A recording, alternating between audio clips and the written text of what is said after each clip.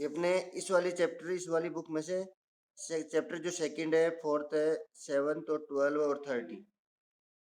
और भौतिक पर्यावरण वाली जो बुक है उसमें से चैप्टर 2, 4 और 7, ये 3 चैप्टर हटाए उसमें से। तो जिसने अभी तक नोट नहीं किया बेटा नोट कर लेना ये भी। ये अपना सिलेबस है इस बार का, जो अपने वाली बुक में से चैप्टर हटा दिए इस बार। देखा है, संपूर्ण अध्याय हटाया है इसमें।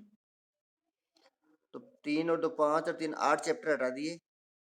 प्रैक्टिकल वाली बुक में चैप्टर फर्स्ट इकाई जो है मानचित्र वाली, एक चैप्टर है वायु फोटोग्राफ्स और उपग्रह बिंब, ये 3 इकाइयां हैं उनको उप इकाई है, उप इकाई का मतलब अंदर से हटाया है ये। तो ये नोट कर लेना सभी।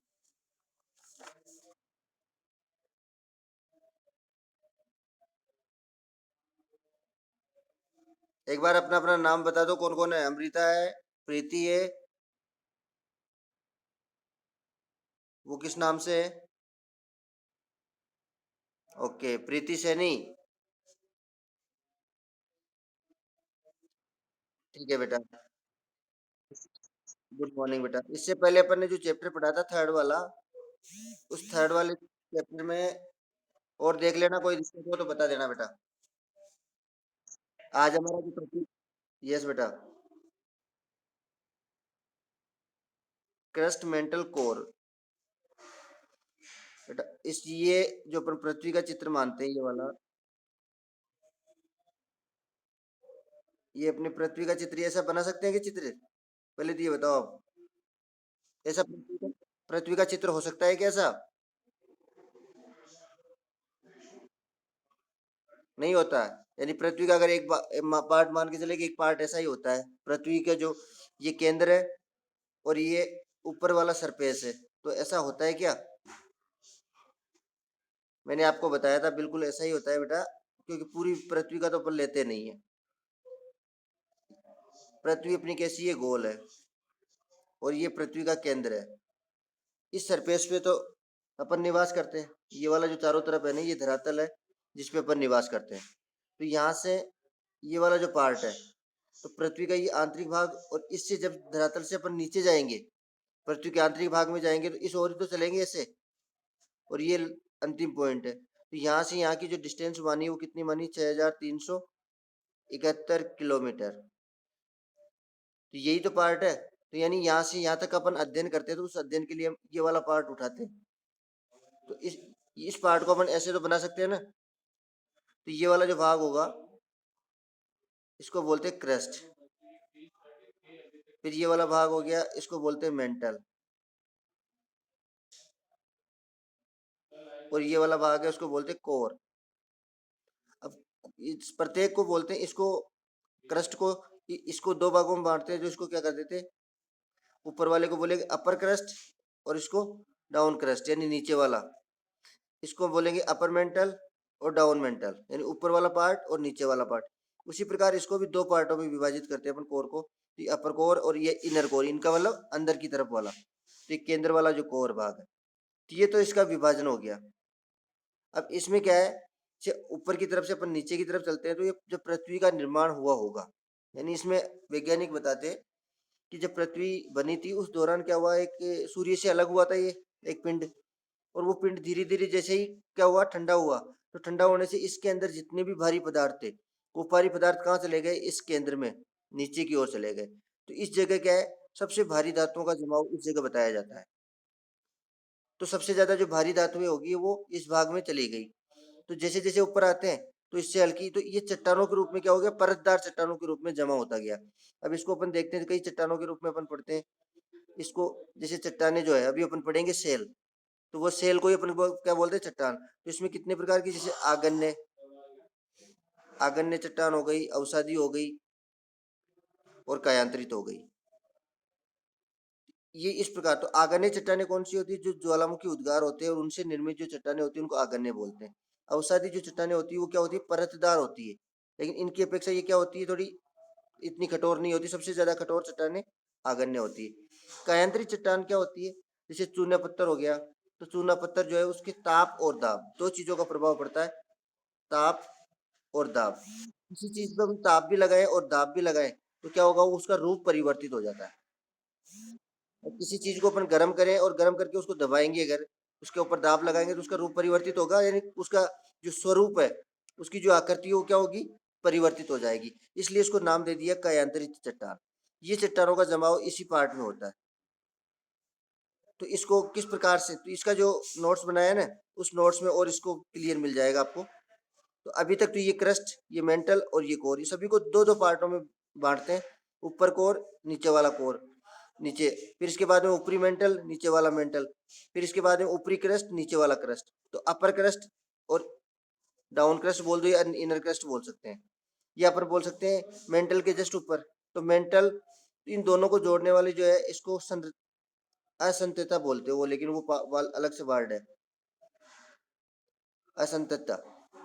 ये वर्ड जो है इन दोनों को कनेक्टिविटी देने के लिए अलग अलग नाम दिया हुआ है, जिसको बोलते हैं मोहो असंतता। ये ध्यान रखना है, ठीक है ना बेटा। तो ये क्रस्ट, ये मेंटल और ये कोर है, और ये अलग अलग चट्टानों से निर्मित है, अलग अलग पार्ट है इसके। तो ये, अब इस कोर वाले पार्ट में क्या है, नीचे वाला जो पार्ट है वो कठोर चट्टानों से निर्मित है। तो ये तापमान ज्यादा होने के कारण किस अवस्था में होता है, तरल अवस्था में, लिक्विड की अवस्था में होता है ये। तो इसमें भूकंपीय जो तरंगें होती है, पी तरंग तो इसमें से पार हो जाती है, लेकिन एस तरंग इसमें से पार नहीं हो पाती है। जैसे यहाँ से भूकंप की उत्पत्ति हुई, ये वाला पार्ट है, ये किसका है, कोर का है। तो यहाँ से जो पी तरंग उत्पत्ति होगी, सबसे पहले सरफेस पे पहुंची और फिर ये नीचे की तरफ चलेगी, तो ये इससे, इसकी स्पीड स्लो जरूर होगी तरल वाले पदार्थ में, लेकिन ये इससे पार हो जाती है। लेकिन यहाँ से जब एस तरंग चलती है तो वो इसमें अंदर प्रवेश नहीं कर पाती और ये साइड में, इस साइड में निकल जाती है इस प्रकार से। तो ये इसके अंदर प्रवेश नहीं करती है तरल पदार्थ में। तो केवल पी तरंग जो है, ठोस, द्रव जो बोलते हैं, ठोस, तरल और गैस, तीनों से, तीनों माध्यमों से होकर गुजरती है।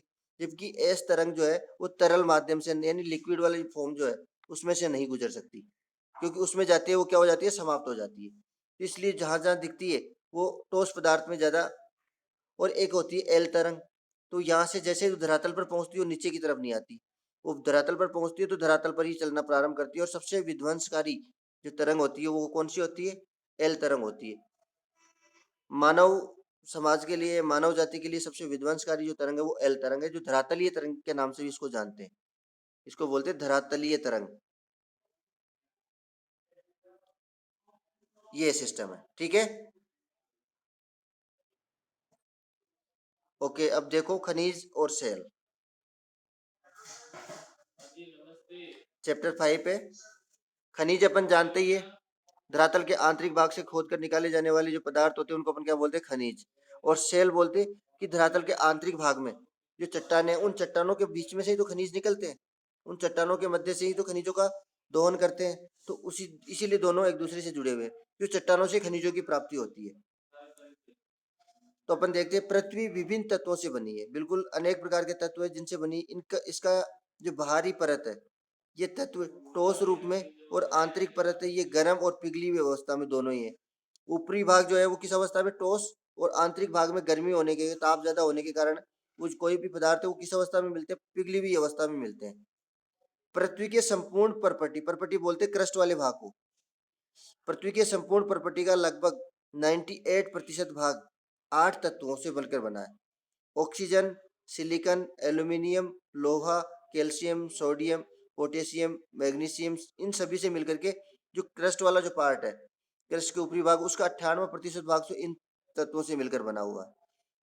ये सारणी दी हुई है पृथ्वी के भूपर्पटी के प्रमुख तत्व, ये 8 तत्व है। नौ, इसमें एक अन्य भी दिया हुआ है, तो इसका कितना प्रतिशत योगदान है, क्योंकि इसमें ऊपरी भाग भी आ जाता है।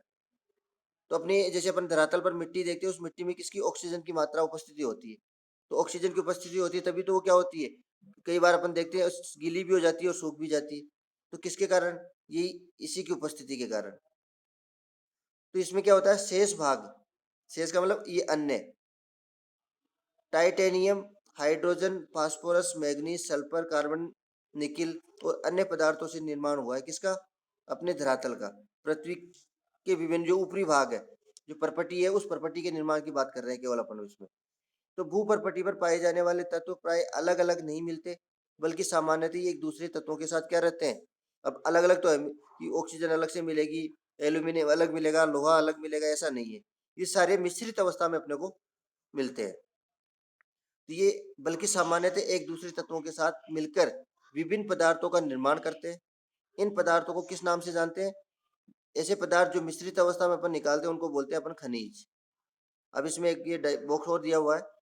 इस प्रकार खनिज एक ऐसा प्राकृतिक कार्बनिक और अकार्बनिक तत्व है जिसमें एक क्रमबद्ध परमाणविक संरचना, निश्चित रासायनिक संगठन, भौतिक गुणधर्म होते हैं।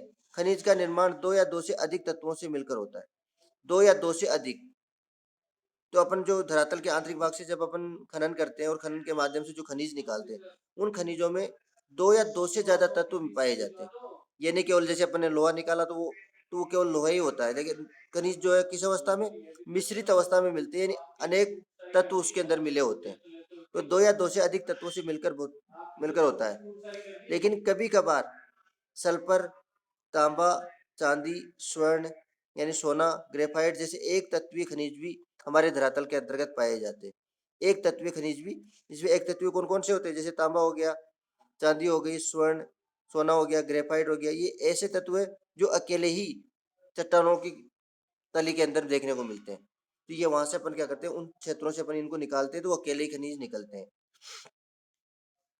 यद्यपि स्थल मंडल का निर्माण, स्थल मंडल किसको बोलते हैं अपन? अपना जो धरातलीय भाग है वो स्थल मंडल, हमारा जो जैव मंडल है उस जैव मंडल का निर्माण किससे होता है? जैव मंडल का मतलब जहां पर जीवन संभव हो। तो जैव मंडल के लिए किन किन चीज, कौन कौन से मंडलों की स्थल मंडल की आवश्यकता होती है? जल मंडल और वायुमंडल। और तीनों से किसका निर्माण होता है? इस जैव मंडल का निर्माण होता है तीनों से। स्थल, जल और वायुमंडल तीनों से मिलकर के जैव मंडल बनता है। अब इसमें केवल अपन बात करें स्थल मंडल की। यद्यपि स्थल मंडल का निर्माण करने वाले तत्वों की संख्या अत्यंत कम है। जो स्थल मंडल का निर्माण करते हैं वो तत्व क्या है? बहुत कम मात्रा में। लेकिन आपस में उनका संयोजन विभिन्न तरीकों से होता है। अब संयोजन का अर्थ होता है आपस में उनका जो जुड़ाव है प्रत्येक तत्व का, वो एक दूसरे से होता है। जैसे अपन बात करें यहाँ पर जल और वायु दोनों का जुड़ाव एक दूसरे से होता है, क्योंकि एक इसके जल के बिना भी जीवन संभव नहीं है और वायु के बिना भी जीवन संभव नहीं है। तो किसी न किसी रूप में क्या करते हैं, एक ही तत्व को दोनों चीजें प्रभावित करती है। लेकिन आपस में उनका संयोजन क्या होता है? विभिन्न तरीकों से होता है, जिससे खनिजों की अनेक किस्में बनती है। अब ये जो आपस में जुड़े होते हैं तो ये क्या करते हैं? अनेक प्रकार के खनिजों का निर्माण करते हैं।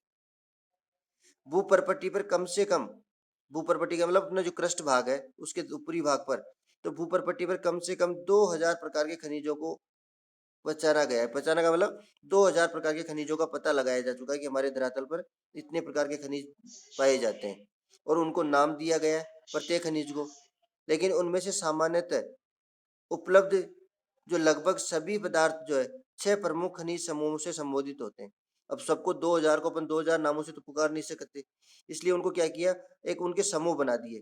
तो उन समूहों को अपन ने 6 प्रमुख खनिज समूह से संबोधित किया, सभी 2000 खनिजों को, जिनको सेलों का निर्माण करने वाले प्रमुख खनिज माना जाता है। सेलों का निर्माण यानी चट्टानों का निर्माण करने वाले महत्वपूर्ण खनिज अपन उनको मानते हैं।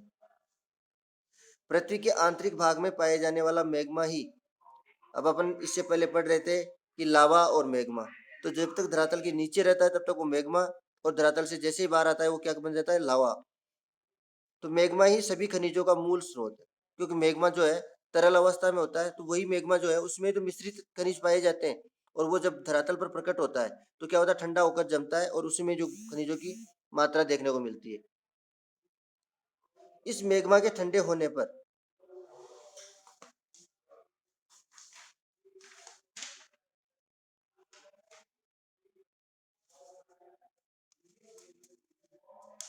चलो मेरे तो फिर से ये चैप्टर बीच में भी आ गया है, रखो इसमें, इसको देखो पहले आज। तो जब अपन देखते हैं कि भौतिक विशेषताओं और स्वभाव के आधार पर कुछ प्रमुख खनिजों की संक्षिप्त जानकारी यहाँ पर दी हुई है। ये 3 महत्वपूर्ण खनिज है, तो इनको देखते हैं पहले कि भौतिक विशेषताएं। क्रिस्टल का बाहरी रूप अणुओं की आंतरिक व्यवस्था द्वारा तय होती है। अब क्रिस्टल खनिज जो है उसका जो बाहरी स्वरूप है, वो बाहरी रूप की बात करें तो वो अणुओं की आंतरिक व्यवस्था द्वारा तय होती है। जैसे किस अवस्था में? घनाकार भी हो सकता है, अष्टभुजाकार भी हो सकता है, षटभुजाकार भी हो सकता है, प्रिज्म आदि, इस प्रकार के रूप में ये देखने को मिलता है। विदलन सापेक्षिक रूप से समतल सतह बनाने के लिए निश्चित दिशा में टूटने की प्रवृत्ति अणुओं की आंतरिक व्यवस्था का परिणाम है।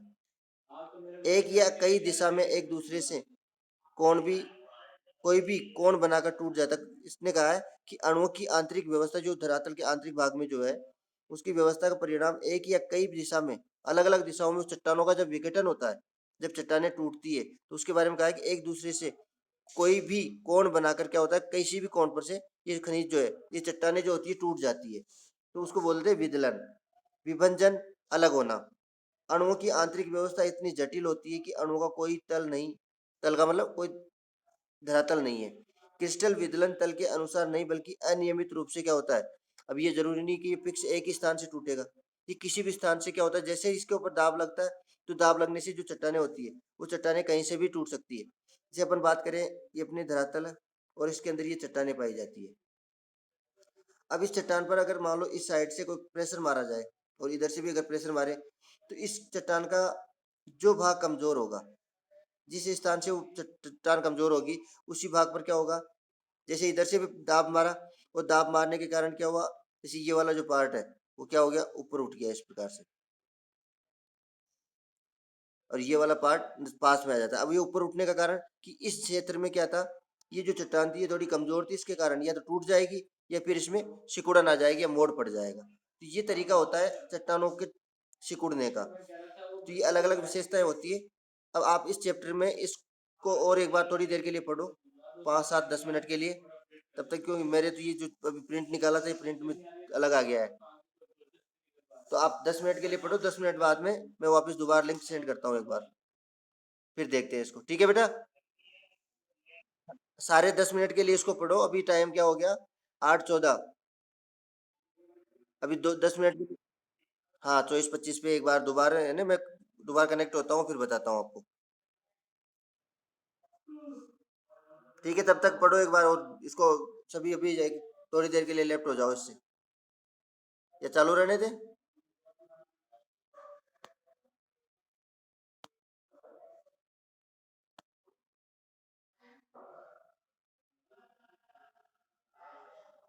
अमृता, प्रीति,